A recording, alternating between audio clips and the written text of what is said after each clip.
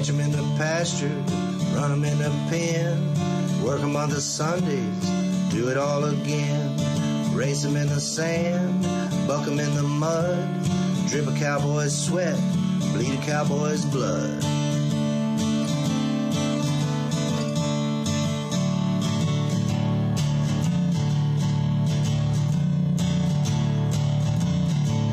I'm Zeke Thurston, 2016 World Champion Saddlebrock Rider, and you're watching the Peppered Stewart Show.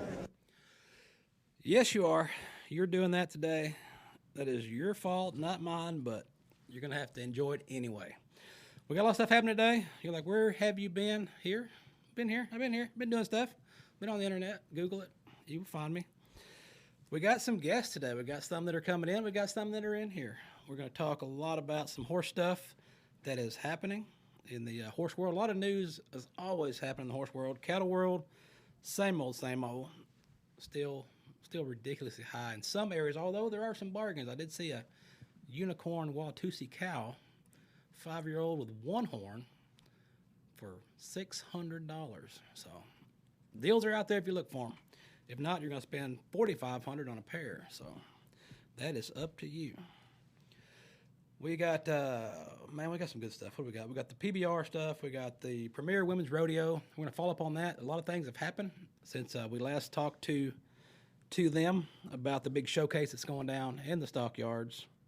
So we're going to dive into that. We're going to talk about what's happening in the horse world with laws, vets, and more. We got a few of your favorite crazy news stories.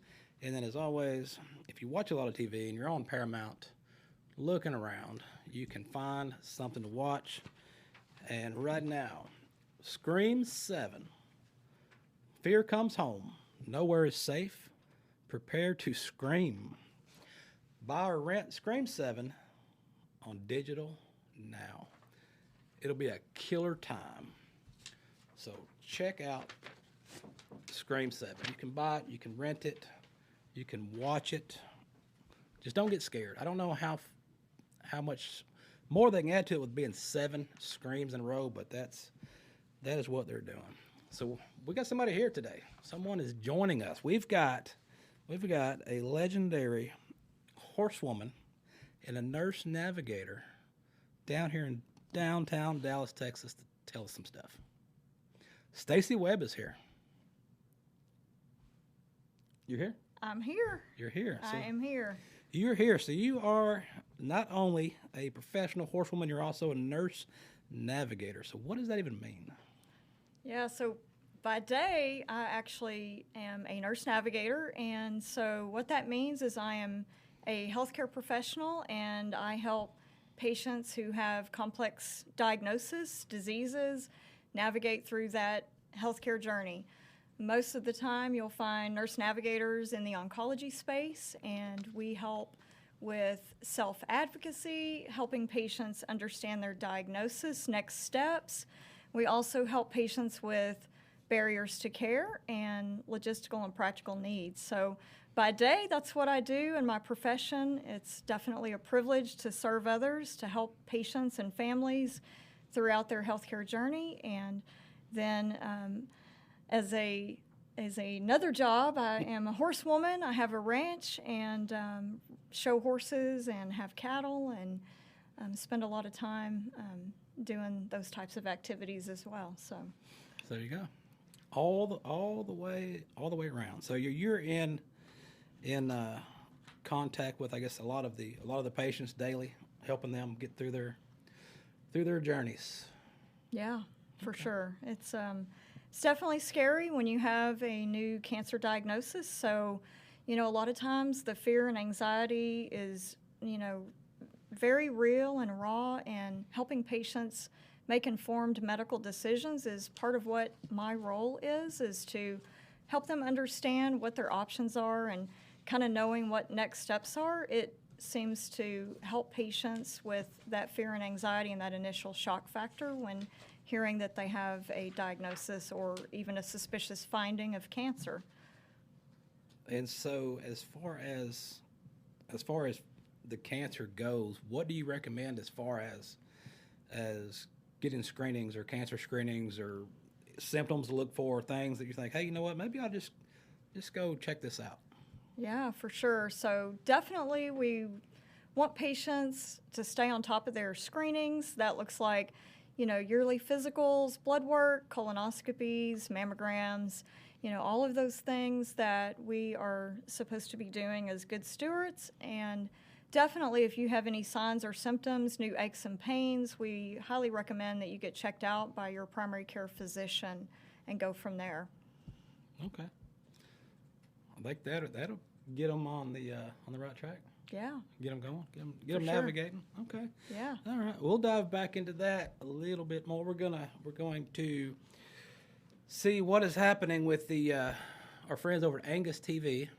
They sent us a little story about the Angus Talon Youth Educational Learning Program internship. So this is a youth learning program that provides opportunities for host ranches and eager students to dive into the cattle business. This video here is going to feature Judge Swanson and Blueprint Genetics.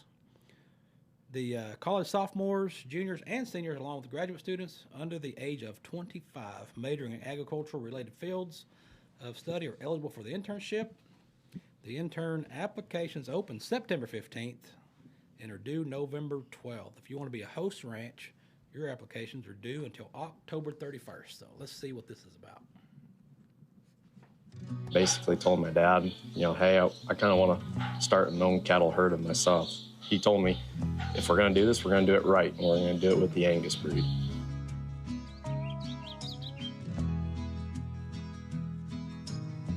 I remember the first year they ever had it. I remember reading about it in the journal. I saw that and I read that, and I thought that was a pretty unique opportunity.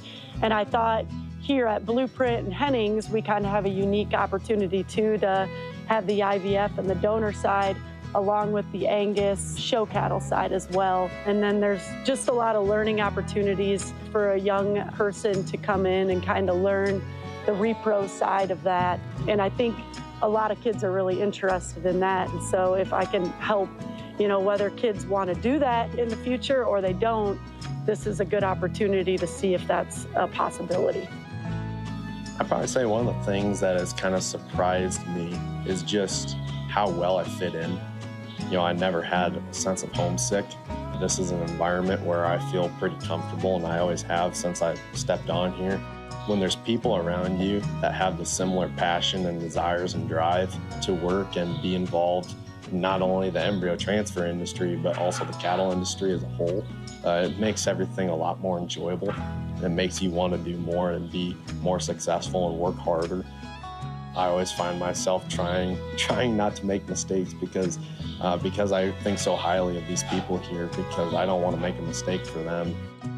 I've worked a lot with Jacqueline and Jimmy with the foundation. They're always helpful if I have a question. And then they've done a really good job grouping us with somebody that has the interest that our farms are offering here. They really knocked it out of the park with Judd. He was, above and beyond, really, really interested in the repro side of stuff. Could tell when you are answering those questions, he's really taking it in and learning something as well. From a mentor standpoint, Courtney has kind of always been the person that I've been trying to mirror this summer. Just the confidence that she's had in me has really spoken to her character, to me, just because I really appreciate everything that she does. And she's always trying to make sure that I'm learning and getting the most out of this experience. She wants to set me up for success. I had really great mentors growing up, so if I can give forward to that to other kids, that's what I'd absolutely like to do. I would definitely recommend the talent internship program. It sets you up for the best. It sets you up with someone that, aligns kind of with your values and the way that you work and the purpose and the goals that you're after. So yeah, I definitely recommend it.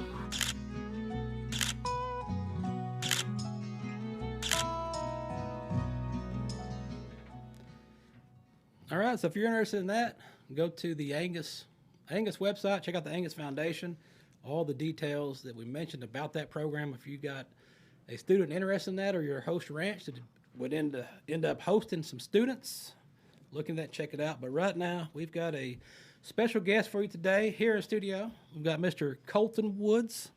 He's a horseman, entrepreneur, founder of Horse Business Builders and the Professional Horseman School, and he is on top of everything happening in the horse world. So let's talk about that. Well, that's a tall order to step into. We'll do our best, but I appreciate you having me. Yep. So tell me a little bit before we dive into the hot topics. Tell me a little bit about your program and your school program and your mentorship type stuff that you do. Absolutely. So I was the black sheep of the family. Didn't grow up in the horse industry, and everybody in my family was like, you had a lot of potential, but you're about to ruin it. Don't do it. Don't go down that path. And I just had that bug you got bit by, and there was no convincing me otherwise. And I think it was really God's calling in my life to go into the horse industry and then do the very unreasonable things. I think sometimes we know how hard things are going to be. We wouldn't actually do them until we get too far into back to turn back. And so got very fortunate to get around some really handy horsemen and then trained horses for the public for more than a decade. And I had a mentor of mine that looked at me and he's like, hey, if you're really serious about your mission, which was to educate horses and people with a lifetime in mind, it wasn't just what we did, but how we went about doing it. Mm-hmm.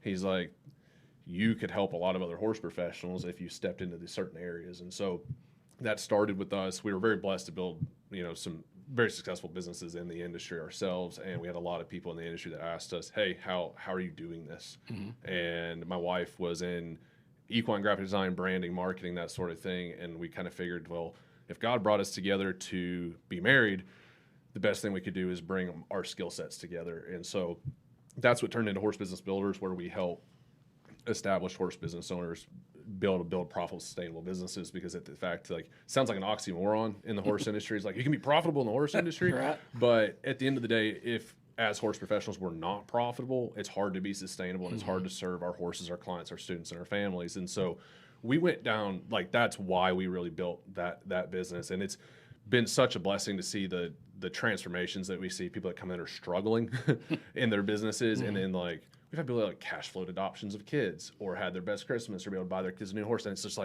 that's what it's about at the end of the day. Professional Horseman School is the school that I wish I was there when I got started. Yeah. There's a lot of tracks to get in this industry, but the way we approach it at the school is you come in, we teach you. You go through, you have to train 10 horses throughout the program. We oversee a mentorship, and we provide mentorship to you for the first 3 years, even after you graduate, because we know how hard it is to get started in the industry in those first initial years. So you learn the hands-on training side, you learn how to take care of your clients, you learn how to build a successful business, and that business portion is huge. It's how do you do marketing? How do you do branding? How do you communicate the value that you provide? Mm-hmm. And so that's for the people that want it, that are really I want to be a horse trainer. I want to do this the right way. I'm committed to being the best horseman I can be, and I want to do this in a way that's sustainable for the rest of my career, and I can provide for my family and do all those sorts of things. And so it's just stepping into things you don't feel qualified for, but the things that people are like, hey, you could really help a lot of people if you do this. And so that's kind of been my guiding force behind all of this.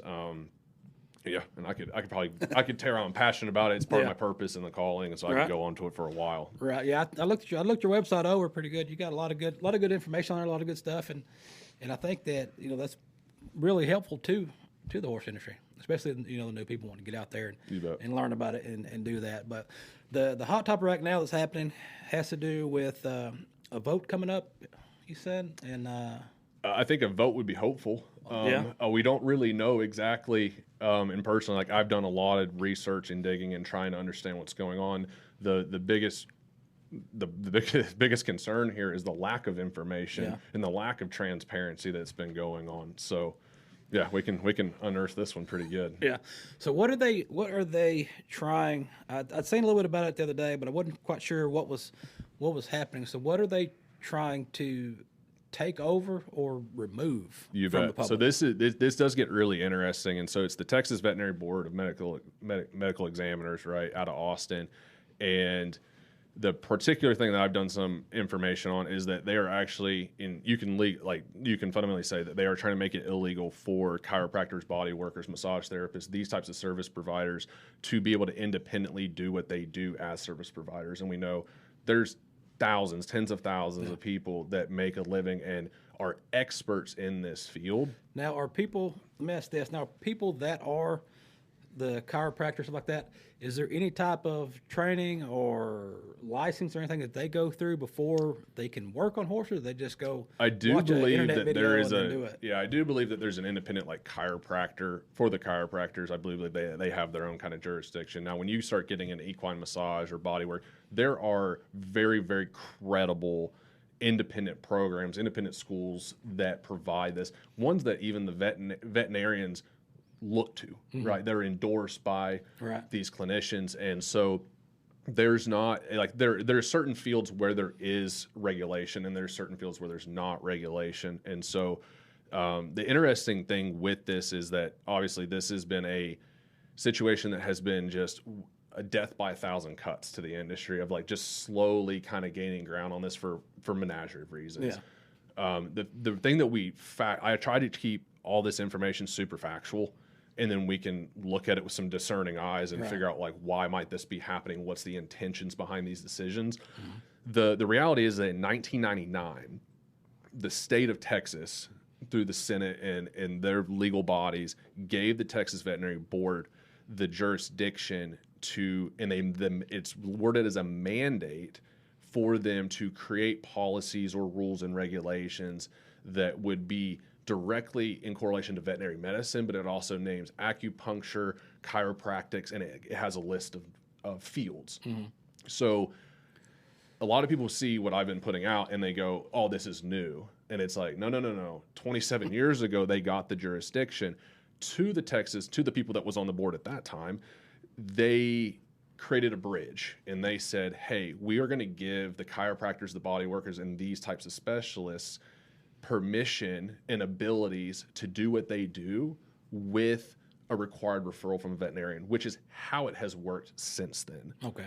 Now what they're doing is they are basically removing the bridge and they're saying for some of these fields, so what they're considering homeopathy, acupuncture, and there was one other one, I'm going to draw a blank on the third one there. Those are getting pulled completely into veterinary medicine. They're saying if you do acupuncture, if you do any type of homeopathy, you as an individual expert, you cannot do that unless you have a veterinary license. So there's plenty of people that don't, right, that make a living, that are experts for years and decades in that. The chiropractors, the body workers, and the massage therapists, and the people in that particular field, they are not requiring them to have a veterinary medicine license, but what they are doing is instead of them saying, hey, you have to have a veterinary referral, now they're saying the vet has to do the referral and the vet provides the treatment plan, which is they're telling them exactly what they have to do and how they have to do it. And now these chiropractors, body workers, massage men, they become a monkey with a wrench. They're just a technician, and they're not allowed to use any judgment. They're not allowed to use any of their own experience to say, well, this is what this animal needs. Right. They can't do it. They have to follow the direct orders of the vet. And then before they had named people that do like electrical type stimulation. That was kind of the terminology. Like the magna wave? Like a magna wave, right. So now they've specifically named the PEMF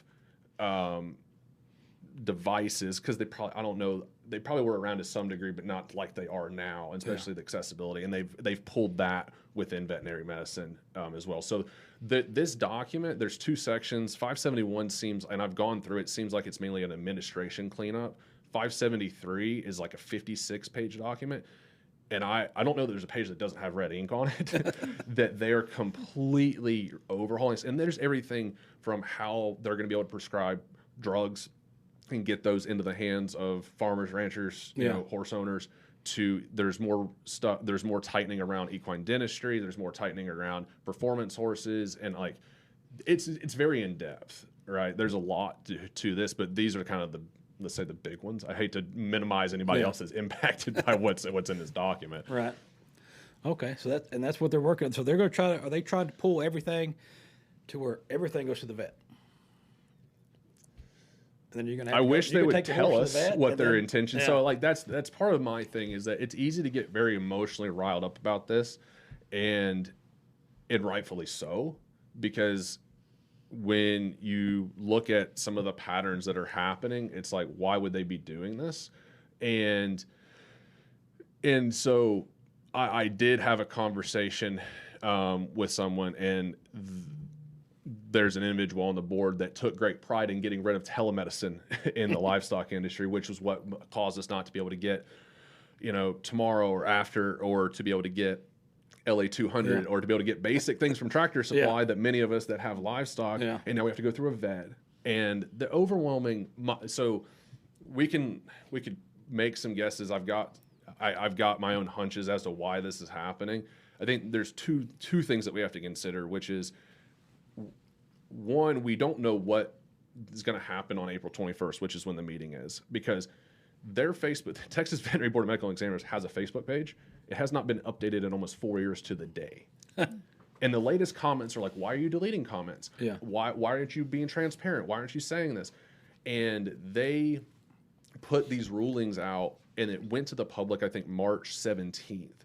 And there's nothing on their website. Like, if you pull up the meeting and you have to go hunting for the April 21st meeting, when you click on it, it says no agenda, no sponsor. It doesn't have any information. It just has the location, the address. And you have to go digging on the bottom left-hand corner of the upcoming things, and it's this little bitty subsection that talks about these sections. And then you click in there, you can find the documents. The lack of transparency is concerning in itself. Yeah, it's like, even them listing like that, it's obvious they're trying to hide something. Well, yeah, and I happened to scroll on Facebook and happen across someone that said, like, urgent, you need to pay attention to this, and I just happened to see it, and there was nothing else. And I went digging, and I'm like, what is going on? And so they sent out, apparently it seems like they sent out an email to their email list of like, hey, this is coming up, and that was the end of it. Yeah. And then they took public comment, which is not, it wasn't a public comment. They took comment to an email address where you could submit your inquiries. Mm-hmm. Well, I went through this about 18 months ago with the USDA and APHIS on the Horse Protection Act deal that was coming through.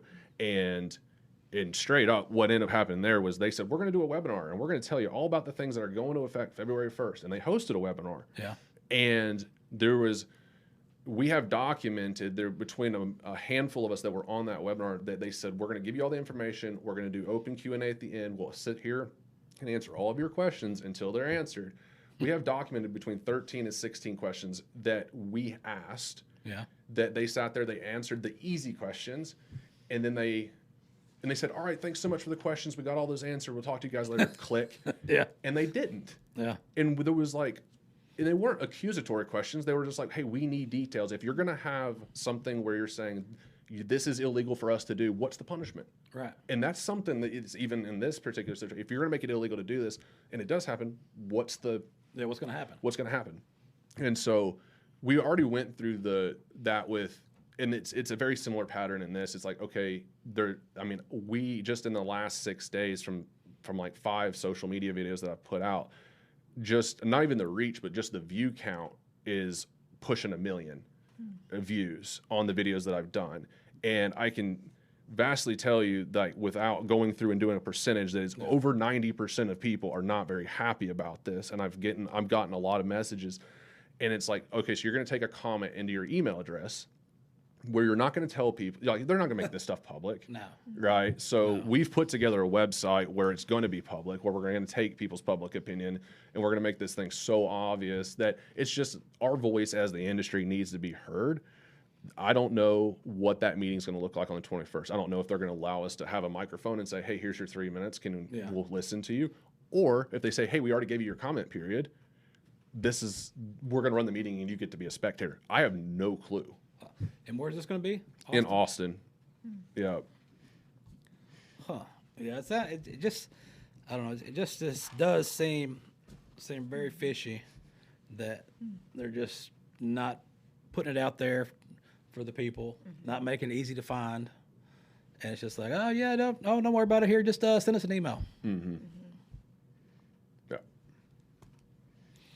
So that's going to be interesting to see, I think. Because, I mean, I don't know. There's a lot of people out there that do those things. They make money. That's their livelihood out there doing that kind of stuff. So you come back and say, okay, well, you got your $20,000 machine, MagnaWave machine or whatever. Like, well, that's no good anymore. Mm-hmm. I mean, what are these people? What are they going to do? Right. Well, I think practically speaking, too, it doesn't take a rocket scientist, and it really sure as hell shouldn't take a bunch of people that are nine veterinarians. Well, there's 9 people on the board, and 6 of them are veterinarians. I think 5 are actively practicing, and then there's 3 others. One's a CPA, and there's 2 other people on that board. Yeah. And it doesn't take 9 highly should be educated professionals to figure out that we already have a shortage of veterinarians across this industry in the state of Texas and across the country. And most veterinarians did not go to vet school to become an equine massage therapist. Yeah. They have, like, we are in an industry where, fortunately, I think for the better, everything is highly specialized. We're talking about rein cow horses, cutting horses, jumping horses, dressage horses, right? And I've been fortunate to be on both sides of that fence with my wife. Growing up in the hunter jumpers, we trained in Lexington, Kentucky. I trained a lot of English sport horses, and then we're now here and we're doing cutting and cow horses. And the specialization is a blessing. When we were in Kentucky, we were like, "Hey, Colton, who's your vet?" And I'm like, "For what?" Yeah. And my clients were like, "What do you mean for what?" And I was like, "Well, we have a podiatrist, we have an equine disease specialist, we have a sports lameness specialist, and the list goes on and on and on and on." And that's not foreign when you're in a horse hub, whether it's Texas, Florida, New York, whatever it is. And that's the industry we're in. And when we're already short on veterinarians, these other service providers, we have to focus on who does a really good job. Everyone wants to, like, well, what about the subpar people? My answer is let the market take care of it. Yeah, the market will do it. The market will take care of it. If you do a crappy job, the market will take care of it. That is the ultimate judge. Like, the idea that we need more regulation to get rid of the subpar, the only thing that punishes is the really good people that are playing by the rules. Right? Because they're the ones that are like, well, I don't want to jeopardize my family. I don't want to jeopardize my business. So I'm going to play by the rules and try to figure this out. But you're just going to throw more wrenches in it. It's like, the subpar things can take care of itself. I'm all cool for setting quality standards, right, of what needs to be expected, working with the institutions, the private education systems that are in place. But these chiropractors, massage therapists, osteopaths, there are some incredible schools that people are going through that even veterinarians go through. Yeah. Some of them don't even have time to go through, but they go, hey, we acknowledge the value of this program, and so we work with students and professionals that come out of these programs. We're on a veterinary shortage. We're on a There's not enough horse trainers to keep up with the quality horses that are out there. There's a shortage across the entire industry, and the idea that they're looking at saying, we're going to pull these services back in and require veterinarians to take on services they're not even qualified or experienced in. They're not trained in these things. And they're just going to add more stress because the demand in the industry is already there. Otherwise, all these independent service providers wouldn't have a job. Yeah. So it doesn't make sense, because now you're going to if the true dedication to this should be to the quality of care to the animals. Right. And you're actually going to make it worse and more difficult, and you're going to make it more expensive. Now, to your point, right? Like, does that benefit you if you own a veterinarian clinic? Probably. Let's go look at the vet board and go, how many of them own multi-practices? And I want this to be very clear, because some people on social media took this the wrong way. The veterinarians are not the problem. And private equity is buying up a lot of veterinarian practices. Is that the problem? I don't think so. I don't think private equity money is necessarily the problem, because that's what's being done, right? According to Texas legislature now, in this particular 573, they're saying you can't own a vet practice unless you're a veterinarian, which I'm like, I don't know the legal side of that, because it's a capitalistic society. Why? And honestly, if I'm a veterinarian, I'm a really good veterinarian, maybe I'm not a good business owner, I could partner with somebody that's a really good business owner and make this practice run better. So that seems kind of ridiculous. But I don't have a legal backing to dive into that one. And so we just have to look at what's going to benefit them. And like private equity, I did throw a little bit of shade at private equity, but people have to understand that there's layers to this, and private equity could be negative if the only objective is profitability. Right. But profitability is essential for sustainability and high level of care. I mean, it's extremely expensive to own a medical practice. And I think if you're a veterinarian that does a great job, you should make millions. If you're doing that good of a job, what's the problem?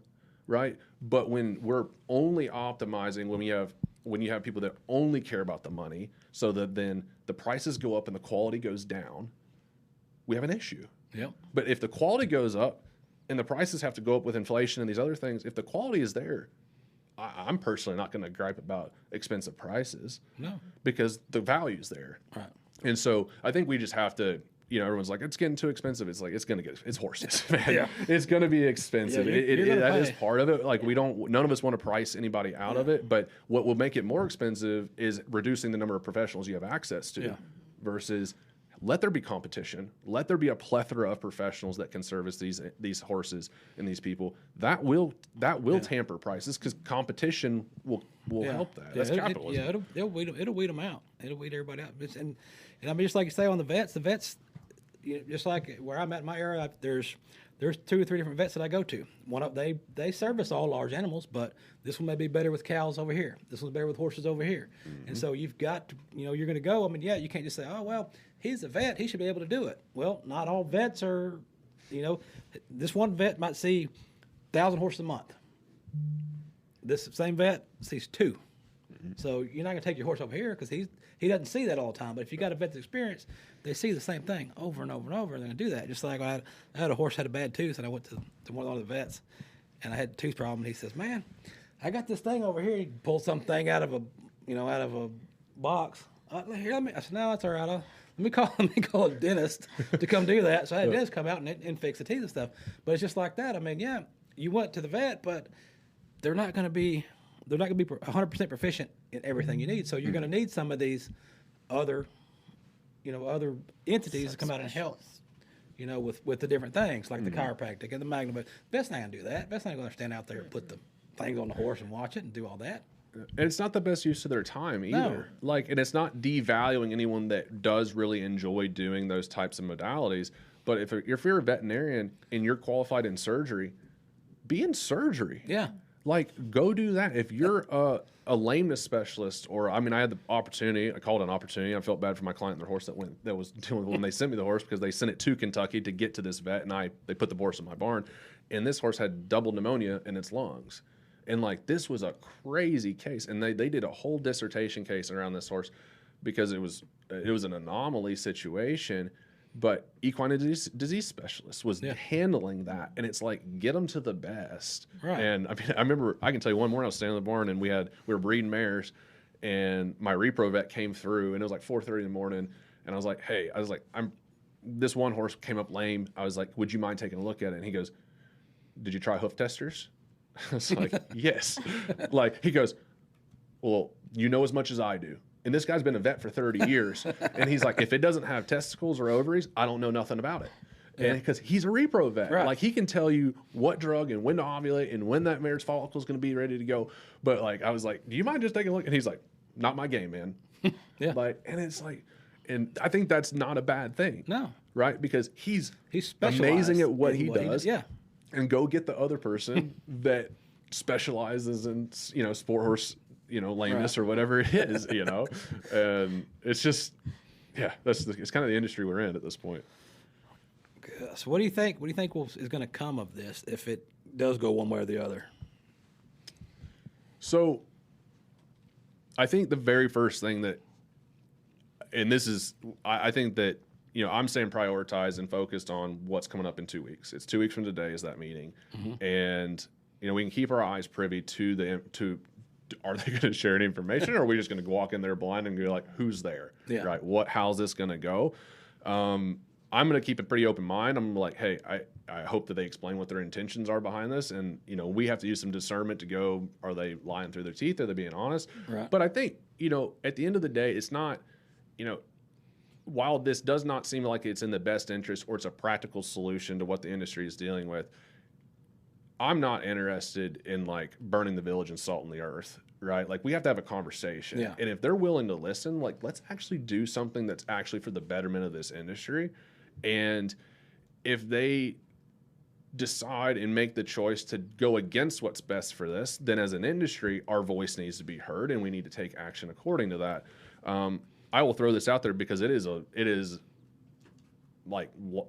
case law at this point from I think is a proper way to put it. Yeah. And they can't do nothing about it, right? Which is the Sherman Antitrust Act. And this is something I've dug into, which is there was a dental board in North Carolina that that brought up this issue that the dentists saw these other smaller practices that were offering teeth whitening services.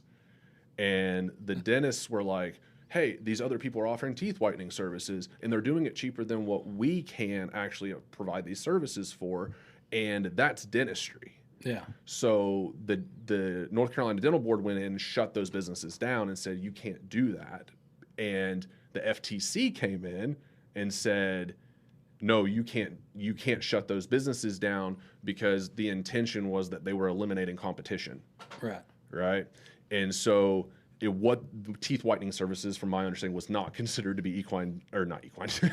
We're not whitening our horse's teeth yet. Maybe that's the next service they're going to upsell us on.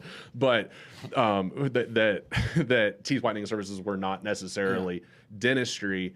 And so this antitrust act was like, you cannot, a board like the Texas Veterinary Commission cannot go in and eliminate competition for the sake of profitability. And very honestly, that is one of the threads that you look at what's going on, and you look at how people, whether it's private equity or individuals that are involved in, and I have no problem with business ownership. I own multiple businesses in this industry, and I've said, like, profitability is not the problem.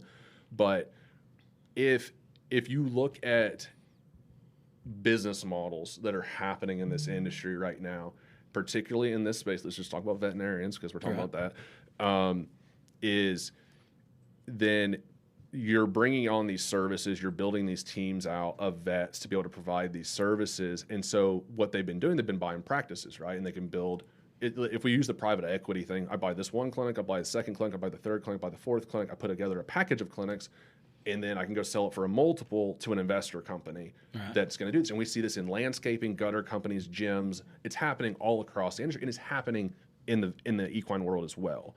And so they're buying up these smaller practices. And there's been some cases here in North Texas as well where certain practices wouldn't sell, and then they ran into some legal trouble pretty conveniently. Wonder why that happened, right? And so, people are going to watch this, and it's like, yeah, we're watching. Like, this doesn't take a rocket scientist to figure out. Well, look at all these service providers, chiropractors, massage, all these other people. They can't buy all those people. No. They cannot go buy every little independent. So if you can't buy all the independents that are doing tens of millions, of hundreds of millions of dollars in the industry, and what's the easiest way to do this? Call some social justice issue of that this is for the welfare of the horses, and shut them down, and pull it back into private practice. Right? And then say the only way you can do this is through veterinary direction, not just veterinary referral, but veterinary direction. You have to follow what the vet says, which now turns this 1099 contractor, private business owner, into an employee, which these people don't want to be. Number one. And two, it does the exact opposite, because now you've taken the specialist and turned them into a technician, which is going to drastically drop the quality of the care that is provided. And so I think just, some people be like, you got your tinfoil hat on, but I'm like, I don't think it takes a rocket science to figure out if you can't buy your competition, what do you do? You shut them down. In this case, you shut them down. You kick them out. You get rid of them. And that is wrong in a lot of areas, right? My mom always told me you get more with honey than you do with vinegar, right? And it's like the competition is what breeds. It was what incentivizes all of us as business owners to do better. Like if I'm a trainer and I'm trying to be better than my competition, it's like I'm not going to go try to steal my competition's clients and like kick them out of business. No, I'm going to become a better horseman. I'm going to become better serving my clients, so that more clients want to work with me and send me nicer horses. And it's like, do a better job. But when they try to do this and use regulation on a social justice issue, and we see it's a pattern. We see it at every level of the government, and so it's just called a spade. And I think that is there is at least a taste of this pretty significantly through what is going on. I want to give them the chance to kind of voice beyond, to try to just say, hey, what are you doing? What's your plan? What's your point? What's the outcome going to be? Say you do this. What's the end game on this? I don't want us, like, I'll be at that meeting in 2 weeks, and I don't want anybody that's going into that meeting to go in there like they want to fight with the board. Right. Because at the end of the day, like, if they're doing their job and we're doing our job as professionals within the industry, we should be working together in collaboration. Like a veterinarian should work in collaboration with a chiropractor and a farrier and all these people. It should be a team effort as a horse care unit to make the lives better. And the trainer works in conjunction with that, and the nutritionist, and all these people need to come together in levels of expertise. Right. But it's a very small-minded mindset when you get in a scarcity mindset and you're going, I have to use regulation and rules to protect what's mine so no one can come and take my business and take my profitability. That's not an abundance-based mindset, and that's not a collaborative thing. And I want to see where the board's at, because our industry, if anybody that's been around anybody at a high level knows that it's a collaborative deal. Like things are so much more similar at the top. Right. And you were talking about being in a leadership position. You know how much more it gets done when there is collaboration and coming together. It's that small-minded, competitive mindset of like, oh my gosh, my neighbor's going to steal my clients. It's like, it's just loser stuff, you know? And especially when you put those types of loser mentalities in power, now we're in trouble. Right now we got something to do about it, because those people have no place to be making rules, because they're just going to be selfish. You know, I'm just going to call a spade at this point. Yep. So you have to check it out. See, do you know have you talked to a lot of people that's going to be down there, or if you know it's going to be a big crowd that's going to show up to see what's going to happen on this? Well, conveniently, you know, it's on a Tuesday morning at 9 a.m. in Austin. That's where every horse professional in Texas wants to be in 2 weeks. I am getting a number of messages from people, mainly wanting to know what to do. If it's good, we put together a website called horseindustryvoice.com, and that is where we're posting a bunch of updates on this particular situation, as well as putting together a petition, which is the whole reason for the petition is to get our voice known on this issue. Okay. That site, what's that website again? Can we pull that site up? Horseindustryvoice.com. So we're putting that together. We're going to keep everybody updated, and then it'll take you to a petition. And then anytime, like if we are able to draft letters to send to state representatives or anything like that, we'll make those templates available there. You know, this is not in my purview of business. I had a call today with somebody, and they're like, so this is how you make a living? I'm like, absolutely not. Absolutely not. Like, we do business consulting and coaching, and we help horse professionals. But my thing is that if we don't have an industry to stand for, then if there's not an industry intact in the short term and for the long term, I've got 2 little girls that one of them's shown to be pretty horse crazy. And I'm like, hey, I want you to enjoy it, number one. Yeah. But 2, like, you know, if there's not an industry for them to step into in the future, like, we have that responsibility. And so that means we have to have uncomfortable conversations, and we have to say what needs to be said, and we got to seek the truth in this. And that's what I'm after, at least. Yeah. So we got that site. There's a site there you're talking about there. There we go. So they just go right there to the website, fill out the form. Yeah, they'll fill out that form there on the site, and that will take them directly to the petitions that are available, more information about this, and that'll allow us to be able to send any updates and information directly to people. Because unfortunately with social media today, right, your organic reach is only about 5% of your following, so it's really inconsistent to get a video back in front of everybody as much as we try to. And so with this, we can send an email out that says, hey, here's the update on this particular situation. We're starting with this issue in Texas. We've put together a form or a portal that if anyone, whether it's in Oregon, Washington, Texas, Oklahoma, wherever it is, if there's another issue that's arising in their area or for their field, and they're like, hey, this is going on and this needs more attention, then we're putting in a portal where they can just submit that information, say, this is what's going on, this is what's happening, here's the information I have, and could you try to do some more investigating and cover that?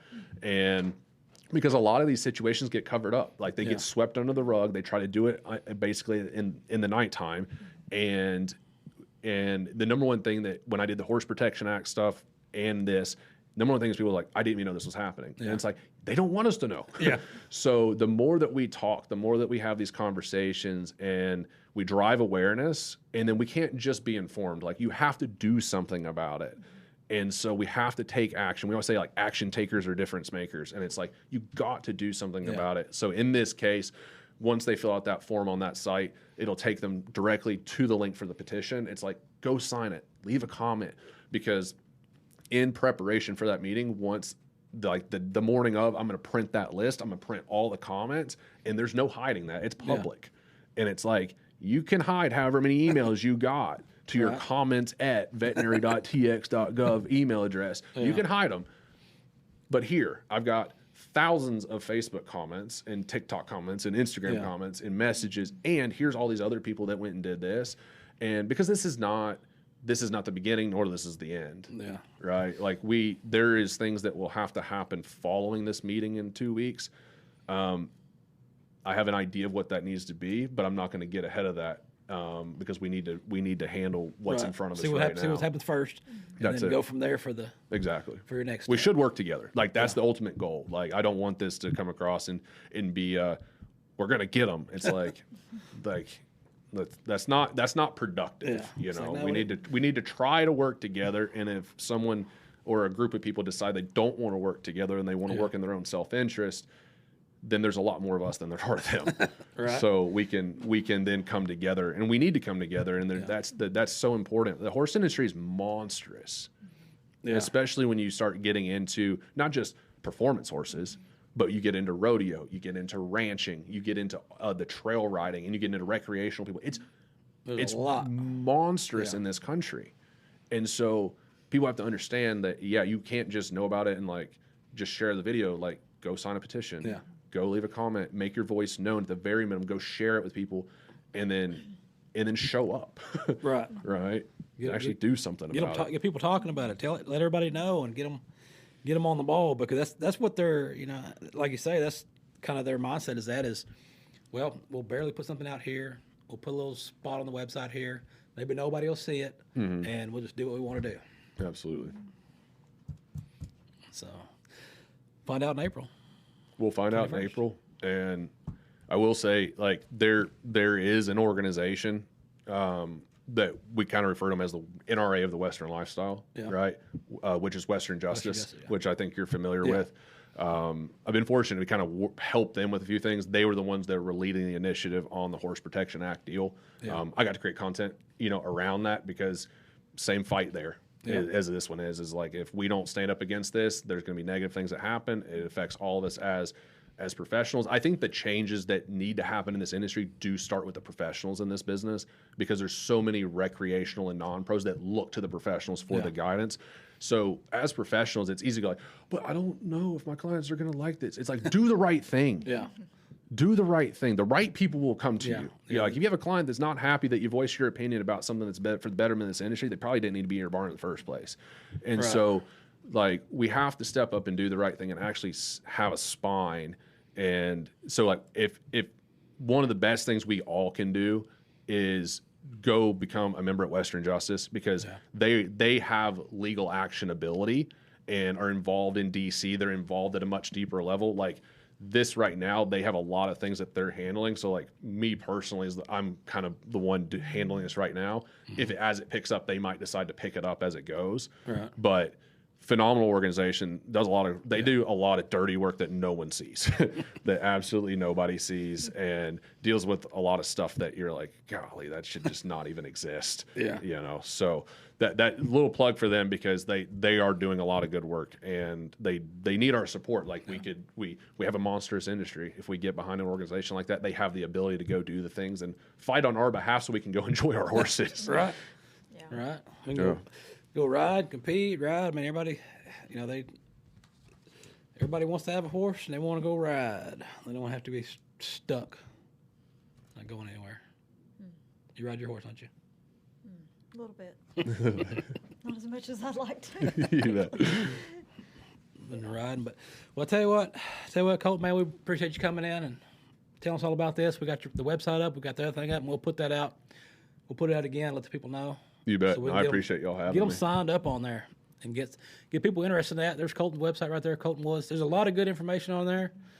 Be sure you check it out. You got an event coming up March. What's that event you got coming up March 20?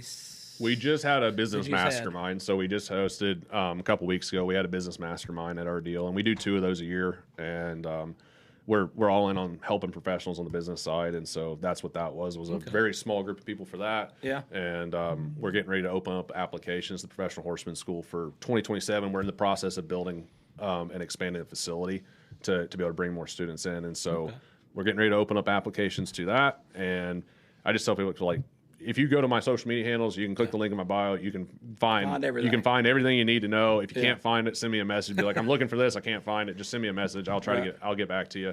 Okay. And I really appreciate it, Pepper. Thank you for having me. I appreciate it. And we'll keep everybody up to date what's going on. And with that, we could check out and see what Whiskey Kate's got to say.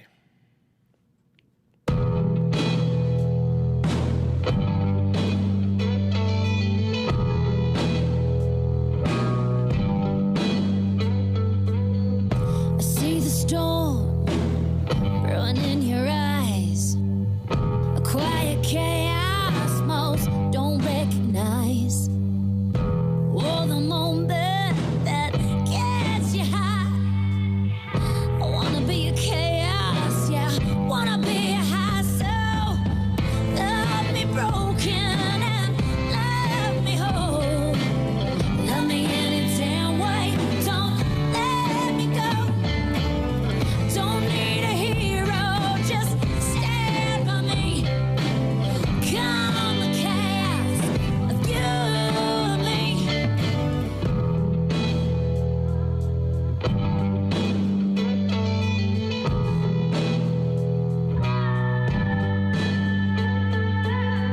I walked the fire, I've been to hell, wrestled the devil and freed myself. I can handle your demons if you can handle me. What I can't handle is you leaving me. So love me broken and let me whole, and love me any damn way. Don't let me go. Don't need a hero, just stand by me. Come the chaos, you and me.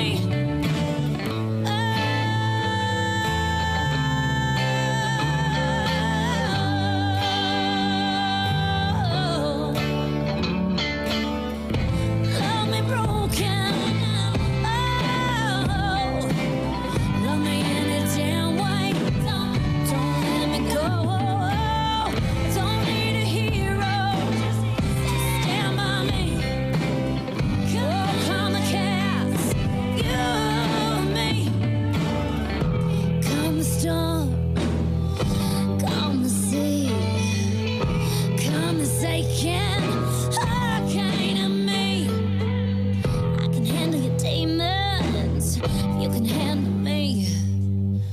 What I can't handle is you leaving me. So love me broken and let me whole. Love me any damn way, don't let me go. I don't need a hero, just stand by me. Come the chaos, you and me.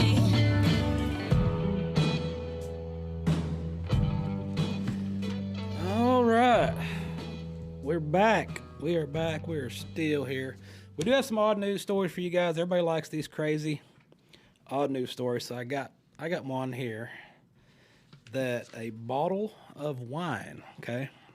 If there's any winos out there, a bottle of wine from 1945 was sold at an auction. And there it is. It's a 750 ml bottle. I don't even know how to say this word. It's foreign. I'll give you that. Sold for $812,000. $812,000 for a bottle of wine. Who's drinking $812,000 bottle of wine? I have no clue, but not me. You would drink an $812,000 bottle? They broke the record that was set in 2018 for $558,000. So I will pass. We do got a good video for you from our folks out of North Carolina. They sent this over for a Guinness World Record. Everybody likes the Guinness World Records. I don't know why they do, but everybody likes them. So we always got to bring you one.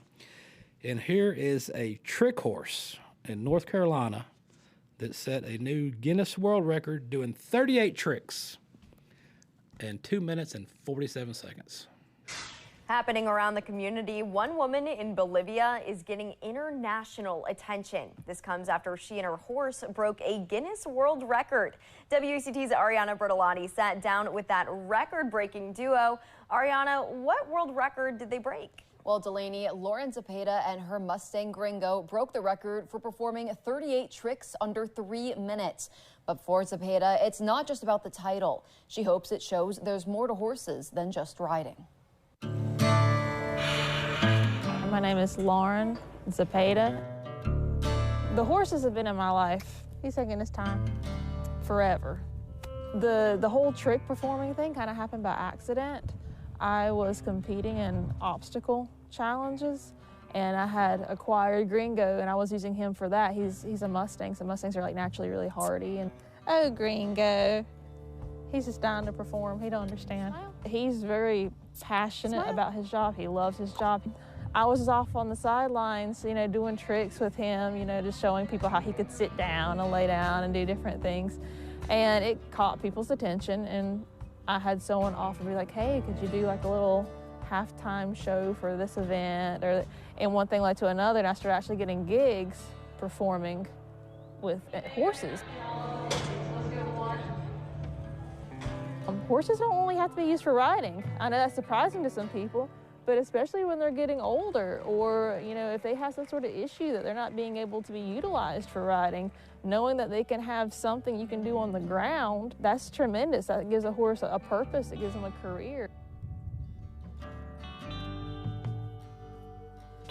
Gringo. And the Guinness World Records has a ton of like crazy records out there, and I had heard about there being one for the most tricks performed under 3 minutes. I saw the video of it, and someone said, oh, you could do that, or Gringo in particular could do that.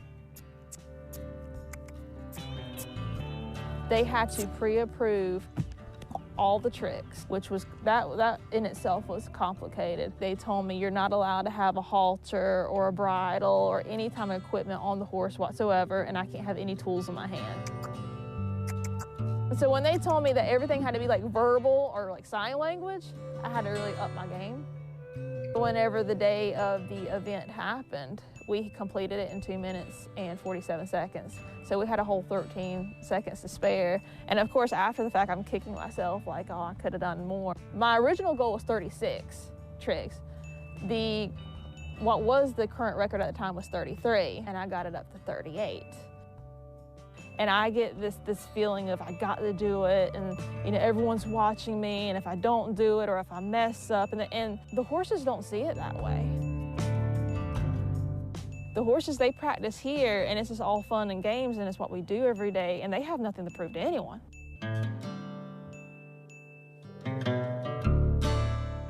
It doesn't feel real. We have the physical record now. They're really quick to send it to us. It still doesn't feel, you know, real. So I'm just like carrying it with me at this point, all my events to show everybody. I'll be doing it until the horses tell me no. Until the horses tell me no, that's whenever I'll stop. But I could see myself maybe next year thinking about breaking our own record. In Bolivia, Ariana Bertolotti, WECT News. To be crowned PBR World Champion, you've got to make every ride count. The 2026 PBR World Finals Championship is returning to Dickies Arena May 14th through the 17th. Get your tickets now. It's bowl time.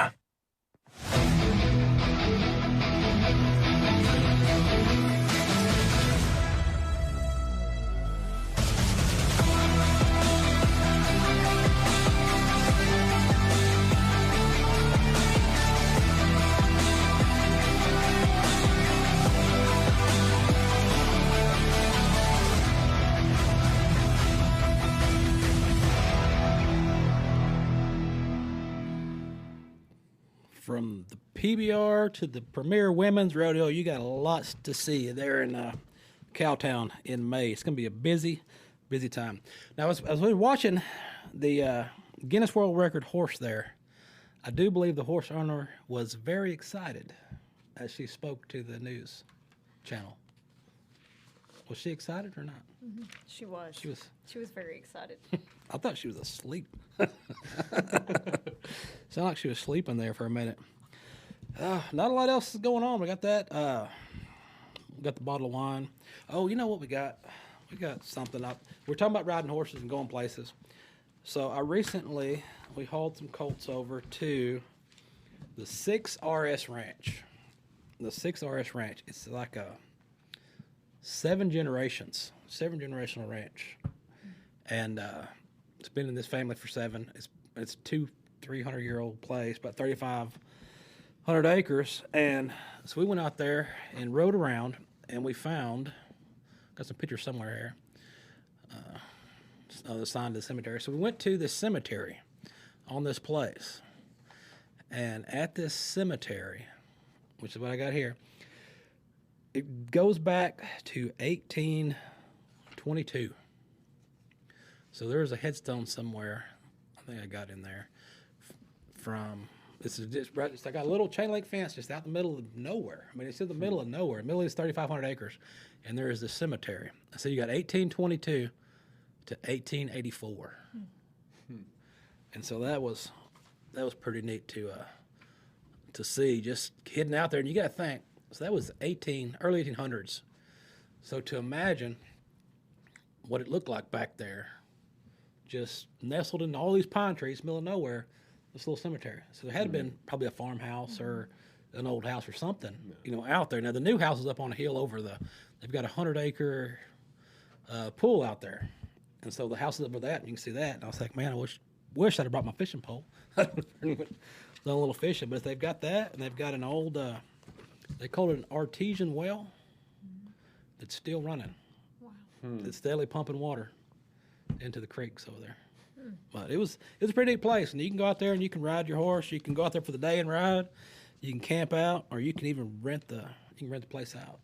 And it's a pretty neat deal. We went out there with the Backcountry Horseman of Texas.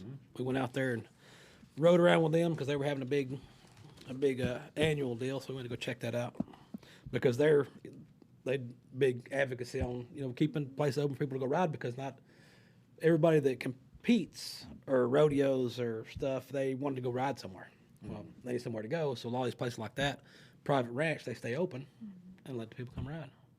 And it's a pretty neat deal. And I like it because I like taking colts out there because you can only ride your own place so much. I need them to see some different stuff. I want to see something else and do this, do that.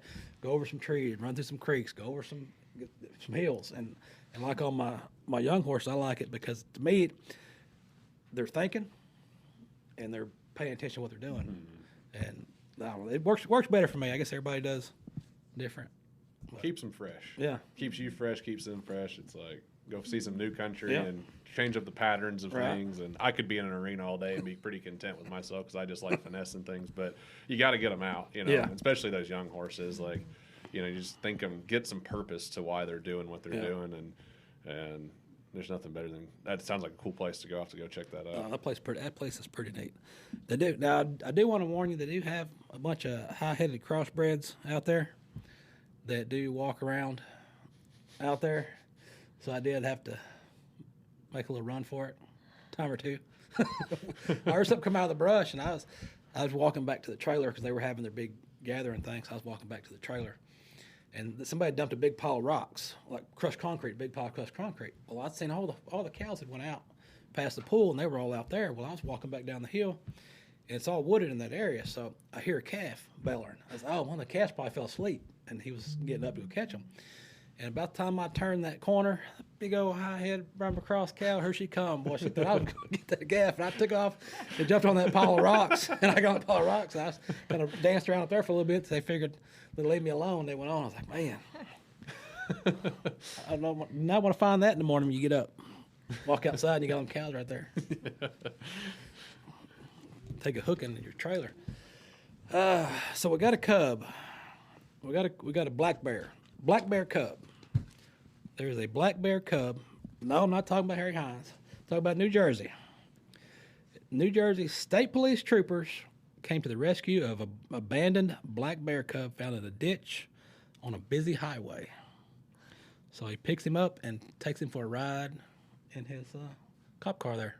He's like, oh, no, it's the cops. So he's hiding. Hiding. They found him on the highway and got him out of the road and tried to reunite him with his mother. I don't know if they did or not, but that's what they told me. What else we got? Anything else good in here? Oh, the Run for the Million. Did you see this? The Run for the Million is going to do a $50,000 breakaway roping showcase this year in partnership with the Premier Women's Rodeo. So they're going to do this August 14th at South Point. That's going to be an interesting deal because a lot of the people that watch the Run for the Million itself are going to get to experience breakaway roping, which to me, I think it's been around forever. It's faster going, but for the non-rodeo person, the non-horse person, I think it's one of the events that's fairly easy for them to figure out what's happening because it goes fast, and you're not a lot of time. You don't have a lot of rules. It's pretty self-explanatory.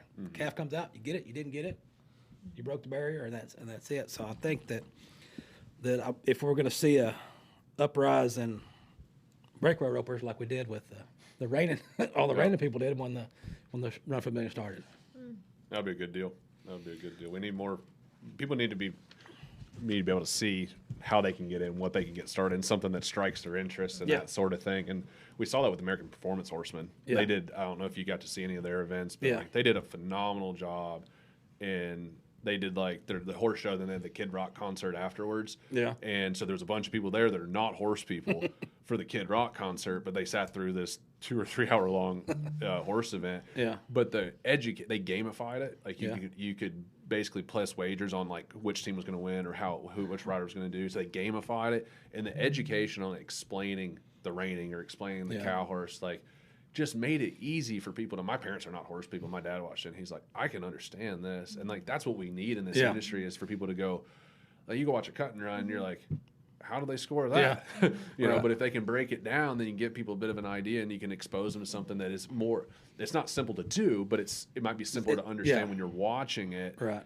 To go, oh, okay, I can understand that, and maybe I like to go give that a shot. Yeah. Right? And that's good because there's a lot of – we got the Yellowstone effect. And we need to keep riding that one out. You got that. And when you watch that breakaway roping, when you watch the breakaway roping Run for a Million, then you get on the internet and you Google on Facebook the Ranch Hand Challenge, and you can come out and do that.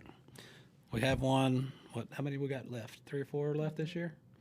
The Ranch Hand Challenge. You come out there and you can rope. You can pin a cow. You can rope a cow. It's all in a safe, enclosed, slow environment where you can learn what to do, how to operate your horse, how to operate a cow, and it's fun for everybody. So check that out with that. I guess we are going to get out of here.